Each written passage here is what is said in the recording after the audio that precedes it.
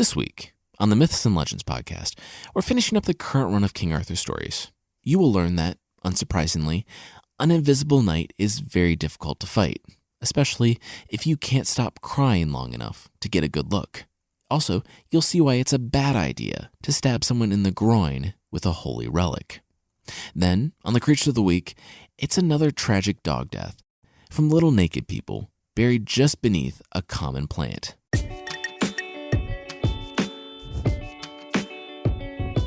This is the Myths and Legends podcast, episode 27C, The Errant Knight. This is a podcast where I tell stories from folklore. Some are incredibly popular stories you think you know, but with surprising origins. Others are stories you might not have heard, but really should. This is the third and final part of a short series on King Arthur. If this is your first time hearing the podcast, this particular story starts with 27A. One quick correction. The city I've been calling Carleon is, according to a listener, pronounced Celadon. Still don't know if I'm getting that right. Also, I've been told that the place King Arthur was conceived is actually pronounced Tintagel, not Tintagel or whatever I've been saying. Some people on Twitter and in the comments joked around about playing a drinking game where you take a drink every time I apologize for a mispronunciation. Don't do that. It happens so much in the early episodes that you might die. Previously on the podcast, King Arthur drew the sword from the stone and became High King of England. He quelled a rebellion led by King Lot and then had an affair with King Lot's wife, who turned out to be his half-sister, conceiving the very person who may later kill him. Arthur obtained the legendary sword Excalibur from the Lady of the Lake, who showed up at his court demanding he make good on his agreement to fulfill a favor of her choosing. Despite Arthur's pledge to protect the Lady of the Lake, she was beheaded by Balin, another knight who had claimed another sword that no one else could. For keeping that magical sword, Balin was cursed to kill his best friend, and now was on the run from King Arthur for bringing shame upon the king's court.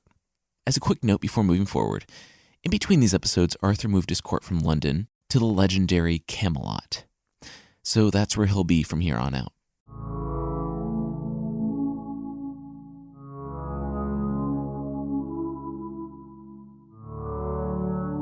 Balin's shoulders slumped as he again mounted his horse. He had killed yet another knight sent from King Arthur's court. This was just more pointless death and violence. Balin had killed the Lady of the Lake, and though he was now banished from King Arthur's court for the second time, this punishment was worth it. Years ago, Balin's mother was tragically burned at the stake after a false accusation by the Lady of the Lake had taken hold. Balin had been looking for her for years, but for some reason it proved fairly difficult to kill a sorceress who lived in a rock at the bottom of a lake.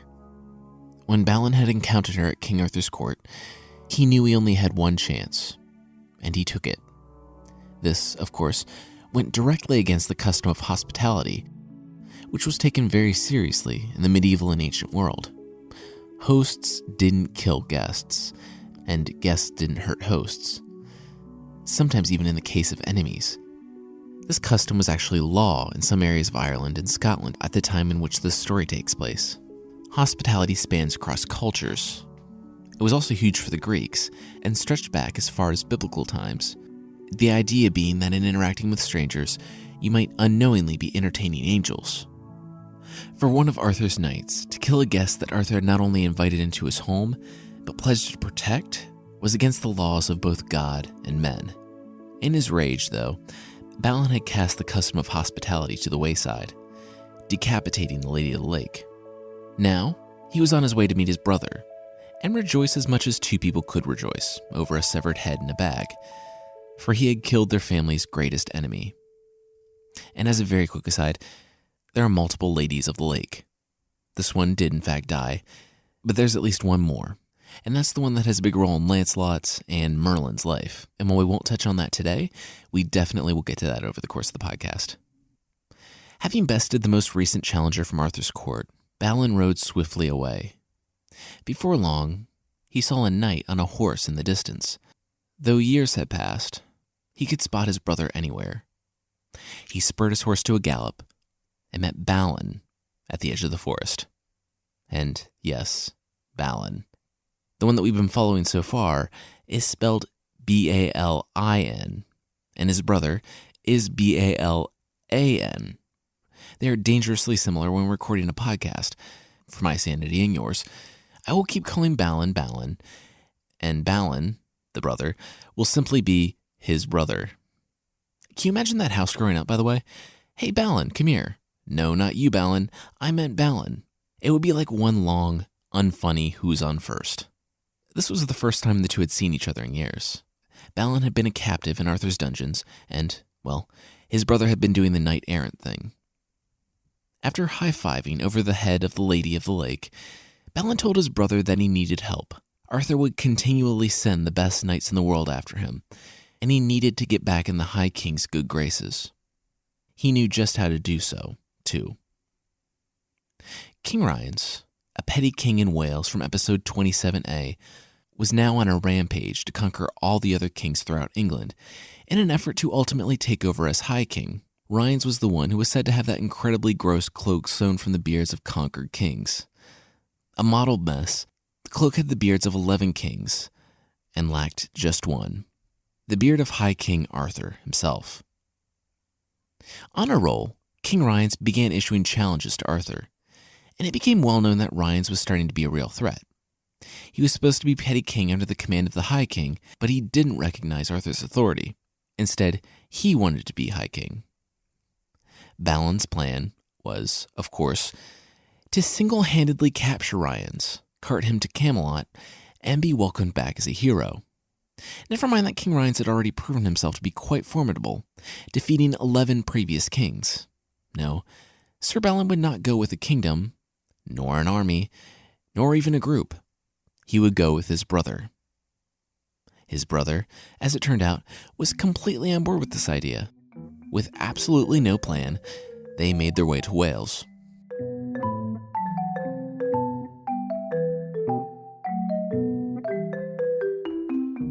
They rode for a few hours until, on the road ahead, they saw an old man hobbling along. As they passed, the old man shouted up at them. "Where are you riding?" the old man asked. "We're not telling you," Balin said. "What's your name?" Old man traveling through the countryside, suspiciously without company, provisions, or appropriate clothing. The old man told them that he would rather not say at this point. "Oh, okay," the brother said. "He's evil. We should go." The old man piped up. "I do know that you want to ride against a king who not only has tens of thousands of warriors, but who, by some accounts, is a giant and a sorcerer who has turned 2 kings in Wales into weak oxen." And see the members-only episode for details on that. "You want to do this despite having no idea how." "Yes," Balin said, and then his eyes widened. "Oh wait, you're Merlin." "I am Merlin," the old man, who actually was Merlin in disguise, replied. "Will you help us out? Because you're right. We have absolutely no idea what we're doing," Balin said. In the blink of an eye, Merlin shifted back into his wizard self and told the brothers how they could reach King Rience without having to deal with any of his knights, crossbowmen, or fortifications. They could capture him tonight, and in less than a week, Arthur would be completely unopposed as king, and it would all be thanks to them. That night, Balin rubbed his hands. They had been waiting just off the road for hours, but they couldn't light a fire. The wizard assured them that King Rience would be by. Apparently, King Rience was having an affair with the wife of one of his lords. Said lord had gone on a trip, so King Rience had ventured from the safety of his own castle with only a light personal guard on this late-night visit. Merlin watched from afar as the well-lit group of knights with King Rience riding in the center met 2 dark figures on horses in the road. The fighting commenced, and shortly thereafter, only the 2 dark figures remained with King Rience kneeling in the road, a knife to his throat. Merlin stood up, shaking the stiffness from his legs. The brothers would figure out how to transport their hostage to King Arthur, so it was time for Merlin to make his next move. Naturally, a war followed mere days after Rience's capture. Spearheaded by Nero, and no, not that Nero. This Nero was the brother of Rience. He had concealed the fact that his brother had disappeared in the night, knowing he must act quickly. Nero led Rience's army and marched on Camelot, where Arthur had accepted the hostage and forgiven Balin. Nero wasn't the only enemy Arthur had to face. Unbeknownst to all but Merlin, King Lot, remember him from earlier, had allied with King Rience, reassembling the alliance of kings that had rebelled initially in episode 27A. When he heard that Nero was riding toward Camelot, Lot quickly called together his alliance. This was his chance. If they made haste to the south, they could finally crush Arthur. One morning, Lot walked into his tents and was startled to meet the wizard advisor of King Arthur. The wizard told him that he knew Lot was going to commit treason and that he must stop here, or else he and his 10 allies would be defeated and they would all die. Lot hesitated. He remembered the last time Merlin had showed up at his camp, right before Lot's defeat at Carlion. He had ignored the wizard then, and it had cost him. Still, this was probably just posturing. He told the wizard to get out of his tent, to get out of his camp.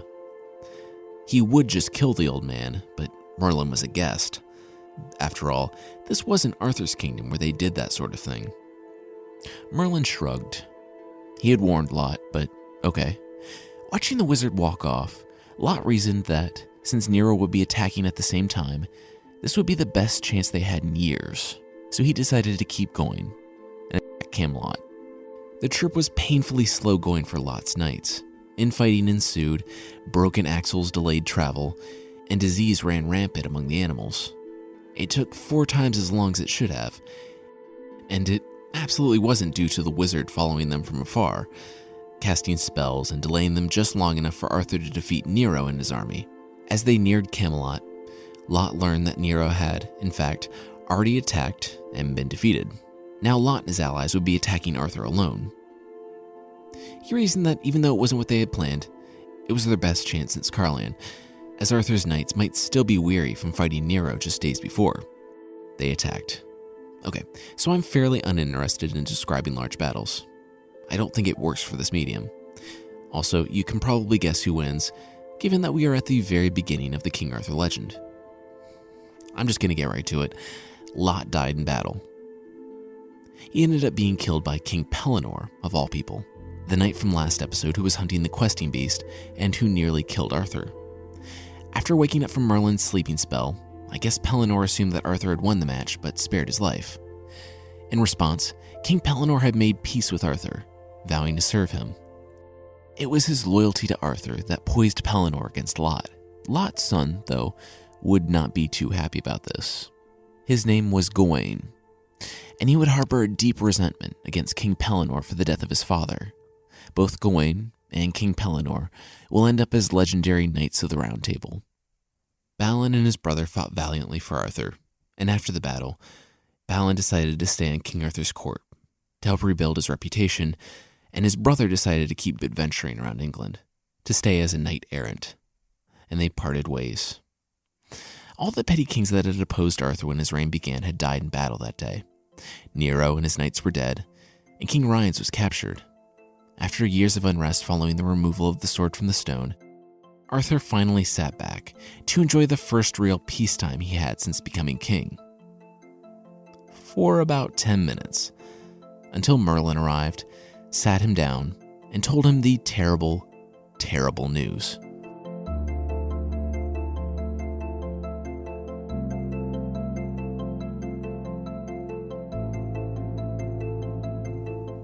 Merlin had seen a vision. Mordred, Arthur's accidental son by his half-sister, had survived the sunken ship of babies. Merlin didn't know where the boy was, but he was outside of their power now.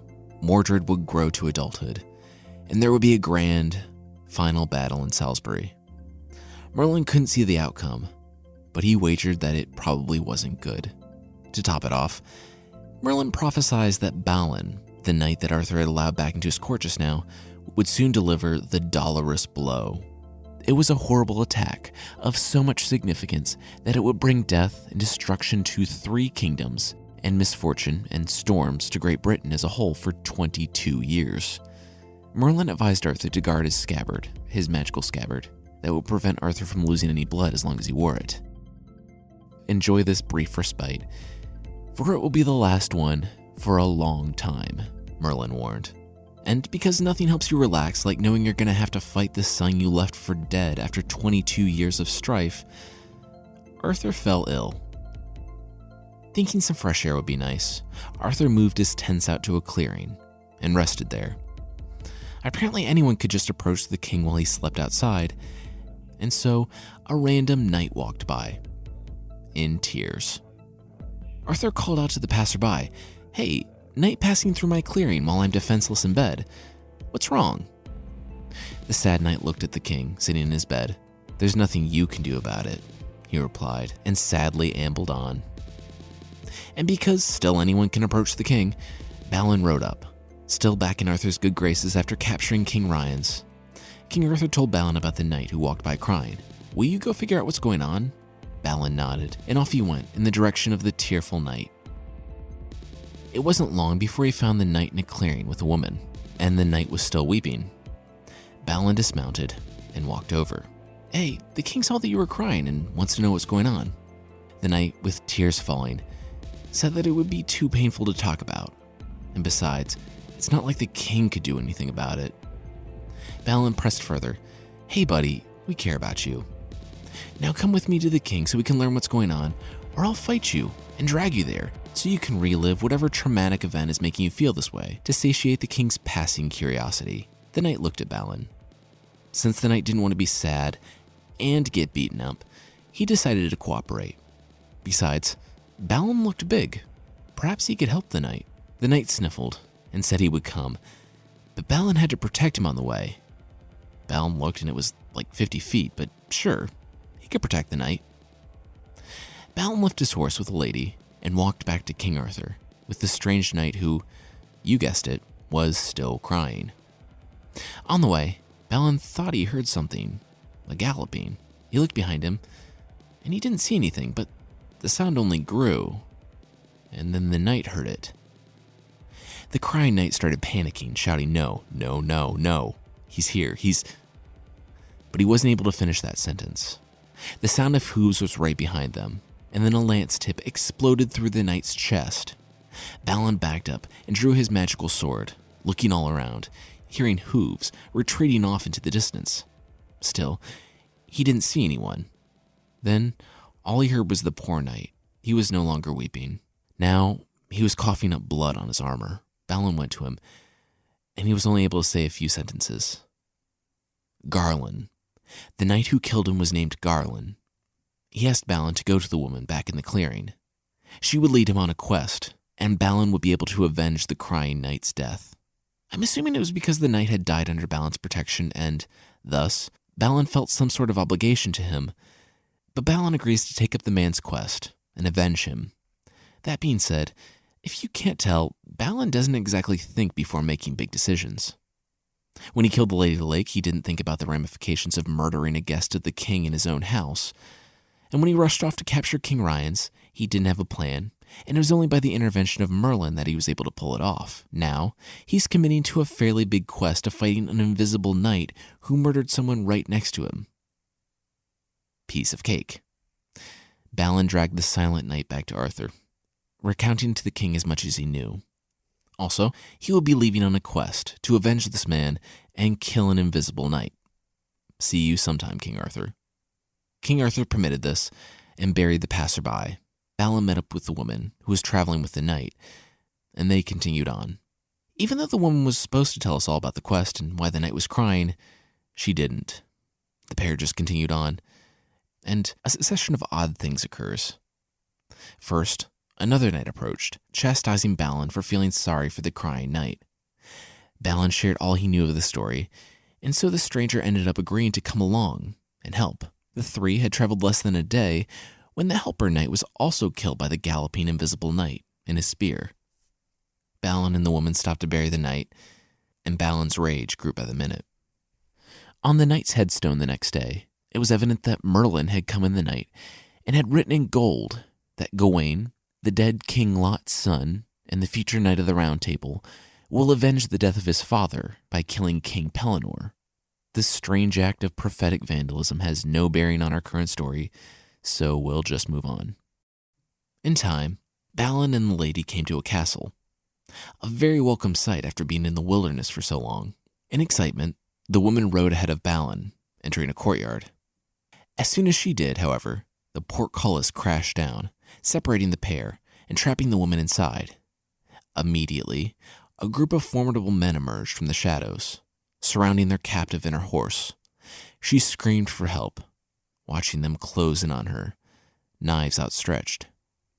Shouting and spurring on his horse, Balin jumped a low spot in the surrounding wall. He charged the group of men ominously surrounding his companion. Inside the courtyard, Balin drew his magical sword, ready to fight the knife-wielding men when he heard them call out, "Wait! We weren't going to kill the woman. This is just an old tradition of the castle." "What is an old tradition?" Balin asked, his sword still at the ready to kill them all. The men explained that their master, the lady of the castle, had leprosy. Anytime a woman showed up to visit, they would drain enough blood from her to fill a large silver bowl, using it to help cure the symptoms of the lady of the castle's leprosy. Balin nodded slowly. It made sense. Drinking the blood of strangers from a silver bowl was the only way to treat leprosy that science, or druids, had found. It all checked out to Balin. He agreed not to fight them, and yes, they could take as much blood as they needed, provided that they didn't kill the woman. I can see the woman sitting on her horse, eyes wide, saying, "Really?" But she consented to it, insofar as she could consent to it.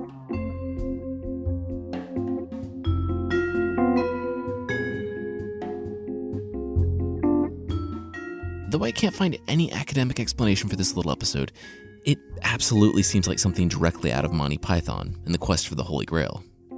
The next day, Balin and the woman simply leave the castle. The lady was a bit lightheaded and woozy after her substantial blood donation. Sweet oranges weren't brought to England for about 1,000 years after this story takes place, so she didn't even get a glass of orange juice to help her out. Continuing on their quest to find and kill the invisible knight, the pair rode for 4 days without seeing a single person. They finally arrived at a castle of a friendly lord who was happy to let an honorable knight and lady stay. Sitting at the table that night, eating, Balin and the lady couldn't ignore the horrible wailing coming from a room upstairs. "What is that?" asked Balin. The lord replied, "Oh, that's just my son. He's upstairs, dying." The man held it together for a few moments more, and then broke down weeping. The lord explained how his son had recently jousted with this one knight, a knight by the name of Garland. Balin gasped. That was the name the crying, then dying knight had uttered. That was the man they sought. Balin listened carefully to the lord's story, learning that the lord had jousted with the knight and thrown him down to the ground twice, effectively defeating him. He had let Garland go, but the invisible knight wasn't one to take shaming lightly. The very next day, the lord found his son crawling back home with a broken spear lodged in his shoulder. It was the work of Garland, the invisible knight. Now his son lay on his deathbed, and only the blood of this invisible knight could save him. Balin nodded pensively. This too made sense. As we all now know, drinking the blood of strangers can cure anything. As they listened, Balin and the woman learned that Garland was the brother of a nearby king, King Pelham, and they were in luck. In just over 2 weeks, King Pelham will be holding a feast in his castle. All men of high birth were welcome to come, but they had to bring either their wives or their mistresses. King Pelham apparently didn't judge. The lord also shared that the knight was only invisible when he was mounted on his horse. Garland would definitely be at the banquet, and Balin would be able to attack him there, have his revenge, and also secure the knight's blood for the lord's son. Balin agreed, and after the lord said a tearful goodbye to his son, telling him to hold on until they could return, they left. It was a 15-day ride to the castle of King Pelham, and they arrived fortuitously on the night of the banquet. Riding up to the fortress, Balin and the lady were permitted to enter, but the lord was not, because he didn't have a wife or mistress with him. Balin had left his magical sword with the lord, but refused to take the other one off when it was demanded of him. He explained that, in his kingdom, a knight was never without his sword, and it would be a great shame to take it from him. Not wanting to offend him or cause a scene, the guards allowed him in with his sword. Inside, Balin put out feelers to see if anyone knew a knight named Garland. One guest nodded, pointing him out in the crowd. Balin had a decision to make. If he killed the knight here, he wouldn't escape with his life. But if he hung around until after the banquet and tried to meet him on the road, the knight could just turn invisible and, as such, be considerably more difficult to kill. Balin quickly decided. But before he could move, Garland began walking toward him, visibly unhappy. "Do you have a problem, knight? I saw you shooting hateful glances at me from across the room." Balin paused. He realized that he had been looking angrily at Garland, unintentionally while trying to figure out what to do. "That's what I thought," Garland said, his condescending smirk fading into rage as he backhanded Balin clear across the face. The banquet halted around them. Garland was the brother of the king who owned this castle and ruled the surrounding lands. There was nothing this lowly knight could do, or so he thought. "Don't look at me anymore," Garland commanded as he began walking away. "Eat your food and do whatever it is you came here to do." Balin laughed and felt his red face. "You don't know how prophetic that sentence was," he said to the knight. Garland spun angrily around, shocked that this knight would dare talk back to him. But his surprised rage quickly turned to surprised horror when he realized that the knight had drawn his sword and was slicing it downward on Garland's head. It was said that Balin did it with such great force that he cleaved the man's head in half. Gasps and screams ensued from all around, the knights loyal to the king springing up to surround Balin. King Pelham rushed to his brother, but given that his head was in pieces, it was pretty clear that Garland was dead. "Murderer," the king said, looking at Balin, rising to his feet. Balin could see the fury in his eyes. The king shouted that Balin had killed his brother, so Balin must die. Quick accounting confirmed that Balin still had a sword in hand when everyone else was still unarmed. Though the king was enraged, Balin still liked his odds. But we'll see that King Pelham still has a trick or two, or a giant mace, up his sleeve when we get back from the break. This week's episode is brought to you by SeatGeek. If you've tried to buy tickets online, most sites make it complicated, and they all try to sneak in huge fees at checkout. That's why you need to try SeatGeek. They've made it easier than ever to buy and sell sports and concert tickets online. I've never been a huge sports guy, and I don't listen to that much music anymore because I'm kind of into podcasts. But I used their app to find tickets to see one of my favorite comedians, Seinfeld. They brought in tickets from all the other sites into one place, and I actually sent an alert for when he would be in a city nearby, and SeatGeek will let me know if the prices drop. The tickets they pull in are all ranked on value, so they'll actually let you know if something is a good deal or an awful deal. Their words, which is nice. You can see the view from your seat before you buy, and SeatGeek's upfront and honest about the price. Unlike some sites, they'll show you the full ticket price the whole time, so you won't be hit with huge fees on the checkout page. Listeners of this podcast can get a $20 rebate off your first SeatGeek purchase. Just download the free SeatGeek app, go to the settings tab, it's the little circle in the bottom right that says me, and hit enter promo code. Use the code MYTHS, MYTHS, and after you make your first purchase, they'll send you $20. 20 of today's dollars was the price of over 10 chickens in King Arthur's time, so that's a good deal. I've linked the app in the show notes and on the site, so go and check it out if you're looking for tickets. Now, back to the story.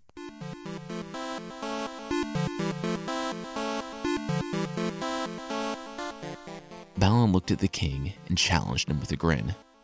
"Die, huh? Why don't you come over here and do it yourself?" he mocked. Surely the king wouldn't and would make some knight come after him. "I wouldn't have it any other way," the king accepted, not taking his eyes off Balin. A servant laid the largest mace Balin had ever seen in King Pelham's outstretched hand. "Oh." King Pelham yelled, rushing toward Balin and swinging his mace. Balin dodged the first two blows, but had to block the third. He raised his sword, and the steel shattered beneath the hefty mace, leaving just the handle in Balin's grip. Pelham saw this, and a smile spread across his face. Balin gulped and bolted. Yep, brave Sir Balin ran away. Pushing past two knights, Balin soon found himself in a hallway. He wasn't far when Pelham began to catch up, yelling for the coward knight to face him and fight. Balin ran and ran through the castle until he had a little bit of a lead, and then he began kicking open doors. There had to be a weapon here, somewhere. This was a medieval castle, for goodness sake. He opened a fifth door, turning briefly to see Pelham around the corner, still enraged and still with a mace in hand. The king was just in time to see Balin duck out of the corridor and into the room. Inside, Balin found an odd-looking spear. It was obviously important. It was on a gold table with silver legs. It looked more like a trophy than a weapon, but seeing as how respecting the property of a king who's trying to kill you usually ranks low on anyone's list of priorities, Balin grabbed the spear. He looked up just as King Pelham's shadow darkened the doorway. King Pelham rushed Balin, seemingly unaware of the spear. Realization came quickly, however, as Balin stabbed the king deeply in the groin. Pelham wailed in pain, dropping his mace. He fell to the ground, driving the spear in deeper. He screamed something at Balin about using the spear. What had Balin done? Balin, however, didn't have a moment to rejoice. He was confused to find that the castle was crashing down around him. He tried to run for the door, but saw the stones of the hallway collapsing. He rushed back into the room, climbing over the king, who had now passed out from shock. Large stones plummeted from the ceiling. The castle was coming down, it was falling apart, and Balin was trapped in the growing rubble. A large slab of the ceiling fell, crushing the golden table. Balin had only moments to panic until another stone flew down hard on his head, knocking him unconscious.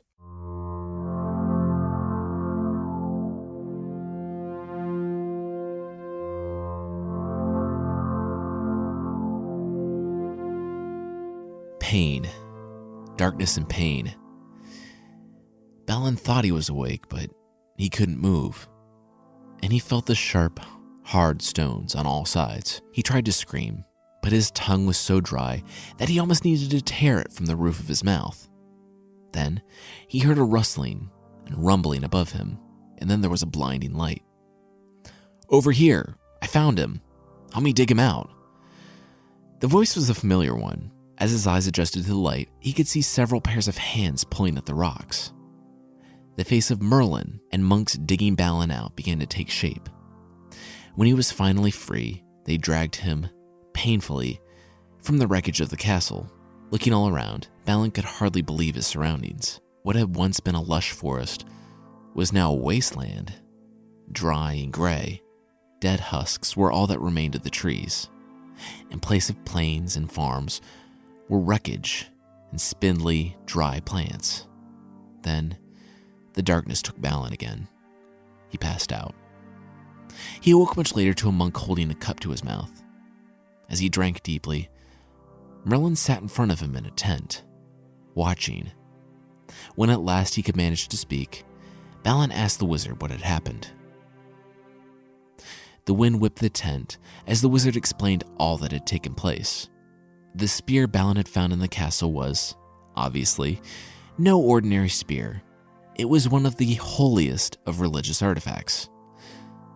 On the cross, after Jesus Christ had died, the Roman soldiers came by and pierced his side with a spear to confirm his death. That spear had been entrusted to Joseph of Arimathea. He was a member of the Sanhedrin, a Jewish council at the time, but he was also a secret disciple of Jesus. After Jesus was crucified, Joseph gave him his own tomb. That's the biblical account, except there's no mention of Joseph getting the spear in the biblical account. As part of the legend, Joseph used the Grail, from which Jesus drank at the Last Supper, to catch Jesus' blood while he was on the cross. Joseph then took that Grail and the spear that had pierced Jesus' side and traveled all the way to England, where he established this castle and a line of knights to protect both items. King Pelham was a descendant of Joseph and was, thusly, also tasked with protecting the spear and the Grail. Merlin explained to Balin that his incredible misuse of such a holy relic, by using it to stab a man in the groin, had resulted in the castle collapsing. It had immediately turned Pelham's kingdom, and the two surrounding it, to wasteland. It had further brought doom and misfortune onto Great Britain as a whole, and the land would now exist in unrest for over 2 decades. This event, where Balin used the Spear of Destiny, as it's called, to attack King Pelham, would go down in legend as the Dolorous Stroke, and the resulting destruction would become the catalyst for the quest for the Holy Grail, an effort to heal the land. Balin was speechless, but Merlin told him it wasn't his fault. It was fated to happen, and Balin was only acting in his defense. There was nothing they could have done to change it. Merlin assured Balin that he would survive his injuries, but looked mournfully into the knight's eyes. This was where Merlin had to leave him. Balin said that he would see Merlin again when he returned to King Arthur's court, but Merlin only looked on him with a deeply sad look and left. Balin stayed there recuperating for a few more days, the monks helping him tend to his injuries. He learned that King Pelham had survived as well, and he had been taken off to another castle. Balin decided to let it go. The crying knight had been avenged. Then, with a start, he remembered the woman who had been on the quest with him. He asked the monks where she was, and was saddened to learn that no one had made it out of the banquet alive. That room was one of the first to collapse, and the monks had just finished burying them. The woman who had traveled with Balin was dead.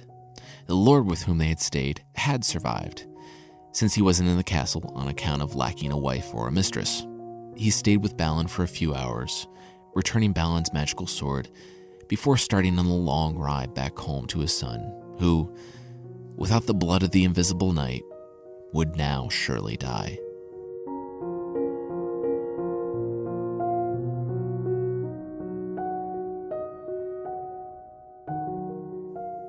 In a short time, Balin found that he could walk again, and then ride. He bade the monks farewell and left the castle. For days and days, he lived off his meager provisions as he traveled across the wasteland. There wasn't anything green or living. It was all dry nothingness. The landscape gradually improved as he rode further from the unfortunate kingdom he had single-handedly destroyed. I'm going to skip over a frankly odd, gruesome, and unnecessary bit that I'll go into more detail about on the website. But it's unnecessary for us, and it doesn't add to the story at all. Still far from Camelot, Balin was tired. He had ridden for days through the wasteland, with only rough, dry ground as bed. He was now in a thickly forested country, and emerged to see a castle on the coast. Weary, he figured this would be a good place to stop and see if he could stay the night. But as he drew near, something caught his attention. A stone cross, emblazoned with golden words that warned that any knight passing here alone should turn back. Balin, likely reasoning that he had ended a war, beaten an invisible knight, and brought down a castle, didn't worry much about whatever happened to be down this road. He only wanted a good night's sleep. He even shrugged it off when a ghostly old man appeared out of nowhere, wanting him to turn back before disappearing mysteriously into the mist. I believe a ghostly old man appearing from nowhere and giving you ominous warnings is the international symbol for bad stuff is about to go down.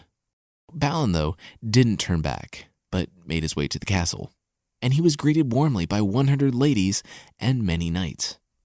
They all lived in the castle, and they invited Balin in for food, drinks, and dancing.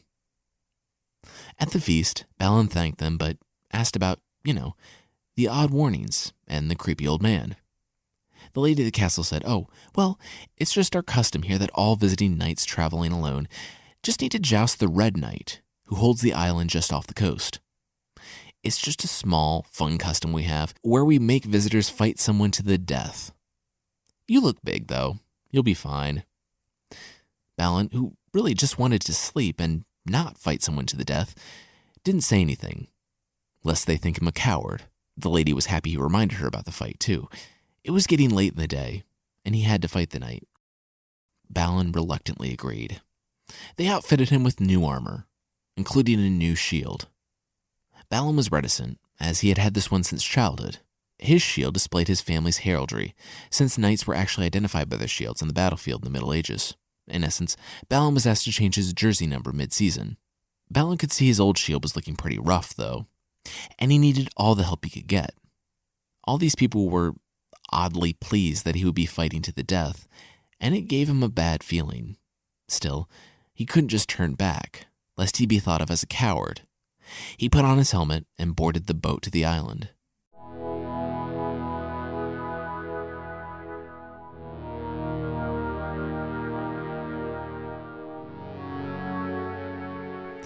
Approaching the small island, he saw the Red Knight in the twilight. By how the knight sat, he felt like he had seen him before, but he put it out of his head. He had never been to this part of England, wherever this part of England happened to be. Balin's horse had come over on the barge, and as soon as they landed, he mounted it. The Red Knight saw him and immediately charged. The first hit killed Balin's horse, and as he dropped to the ground, Balin rolled free, drawing his magic sword. In turn, the Red Knight quickly dismounted his steed, sword at the ready. They were well matched, but it was obvious to Balin that this knight was experienced. They both found the weak points in each other's armor, the neck, shoulder, and other areas, hacking and bashing as hard as they could. The fight continued a long time, until the ground was covered in their blood. The red armor masked the island dwellers' blood, but after one particularly deep cut, the Red Knight staggered back, stumbling down to one knee. That's it then. Balin froze. That voice. It couldn't be. No, he said under his breath. Brother? Balin ran over to the Red Knight. He had to know. He had to see if he had killed his brother. The knight remained on one knee. His breathing labored. He hadn't heard Balin speak, though, and he had one last move. The Red Knight could see that, for some reason, the challenger had thrown down his shield. So as Balin moved and tried to remove his helmet, the Red Knight leapt up with his last bit of strength, driving his sword deeply into the gap in Balin's armor at the armpit, mortally wounding him. The Red Knight dropped to the ground and coughed, and blood spewed from his visor. He, too, fell. It hurt to breathe, and Balin knew he was dying, but he had to know. He pulled himself up onto his knees and elbows and labored to crawl to his opponent. Balin found the Red Knight and pulled off his own helmet. Though blood covered Balin's face, the Red Knight could see. It was his brother. How is it you? The Red Knight said. Brother, I didn't know, Balin's brother said as he pulled off his own helmet. Balin's brother told him that he, too, had been traveling this land, and he had been forced to challenge and kill the knight who held this island. He had only been here a few days when Balin showed up. There was much lamenting, and the attendants and ladies came out to see Balin holding his younger brother, both of them red with blood. Balin cast his sword aside as he remembered the curse when he kept it from the young woman, that he would be cursed to use it to slay his best friend. After the priest performed the last rites, Balin's brother died in his arms. Balin asked that they be buried in the same tomb, and he lingered for several more hours, languishing in pain. He held the body of his brother until, late in the night, he too died.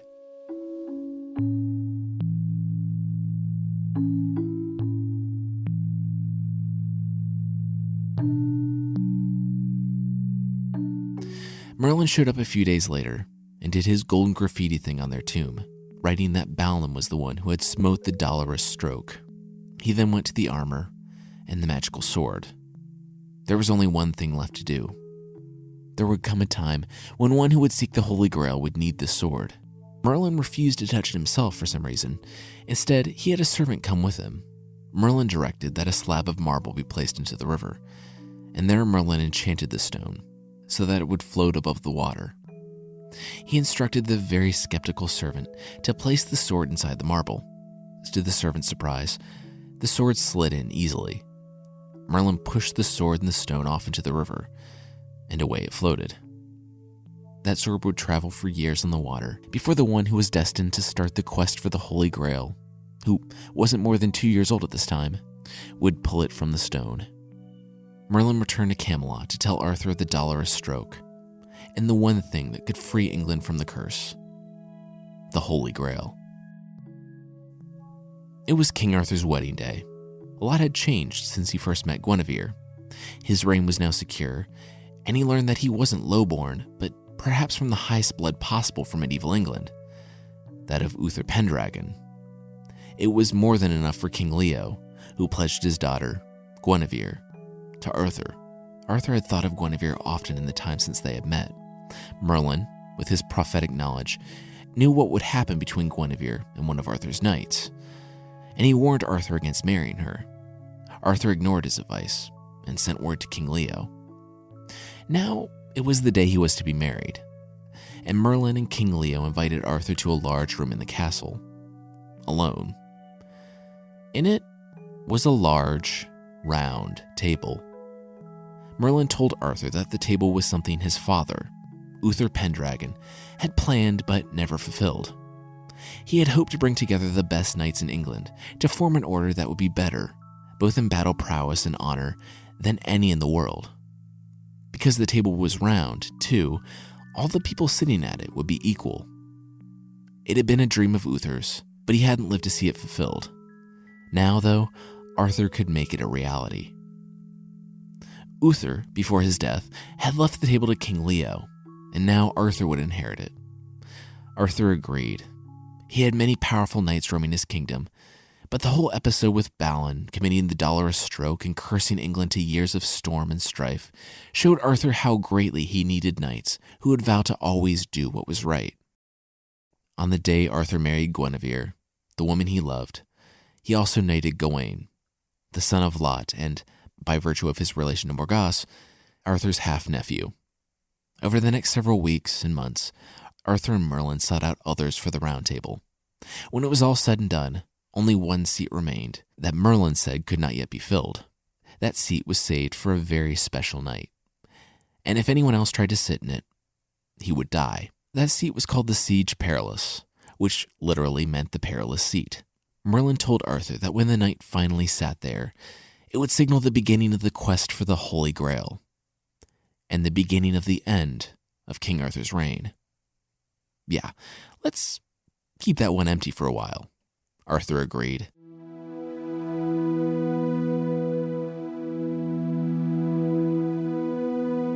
The sun cascaded through the windows onto the Round Table. Arthur sat in his new seat of power in Camelot, surrounded by the best knights in England.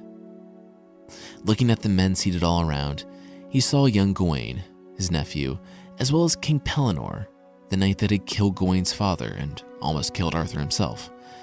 Kay, Arthur's half-brother, nodded as he sat beside his father, Sir Ector. There were also several others we haven't met yet, but their stories will come in time. In just a few short years, Arthur had grown from a boy who had fallen into this rule by accident to a king who ruled England unopposed.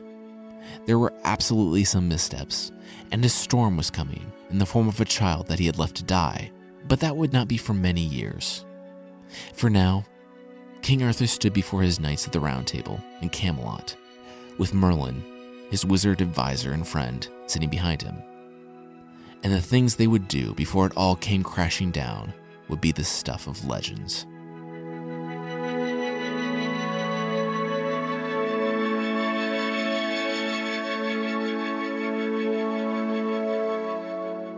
That's it for this run of King Arthur stories.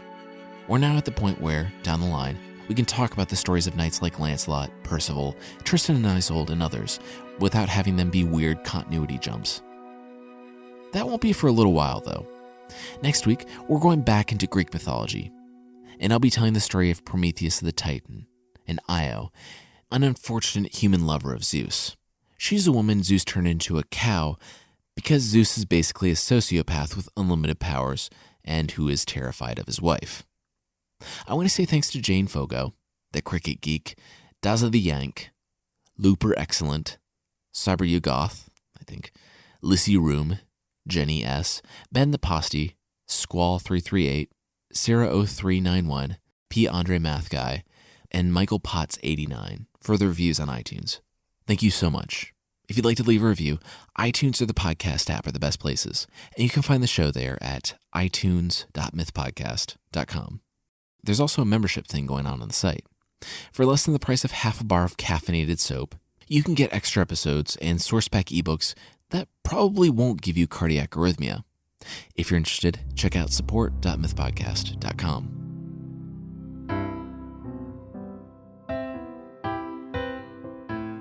The creature this week is the Mandragora from European folklore. They are the plant people that make up the roots of the mandrake plant. I actually hadn't seen a mandrake root before this segment, and I was incredibly surprised to see that they actually look like little people. I've linked some images in the discussion post on the site, and the roots can get eerily similar to little naked people. Like the appearance of the mandrake root, the mandragora are little naked people that live under the ground. According to the earliest legends, it's fatal to pull a living mandragora from the ground. As you've no doubt figured out by now, stories from folklore are seemingly obsessed with tragic dog deaths, and the stories of the mandragora are no exception. The solution, then, is just tying your dog to the leaves and letting him pull the root out of the ground, thus taking on any fatal repercussions. And the creature supposedly shrieked as he pulled it from the ground and to its death. The mandragora is, of course, produced from the spirit of a buried murderer, and potions produced from the mandrake root can be a fertility aid, as is actually laid out in the Bible. But be careful not to take too much, because it can lead to madness if taken in excess. That's probably because the root is a hallucinogen and a narcotic. So, the next time you're going to pull a tiny naked person out of the ground to make a powerful hallucinogen, be sure to tie the animal you love most to the leaves, so that he can take the deadly curse.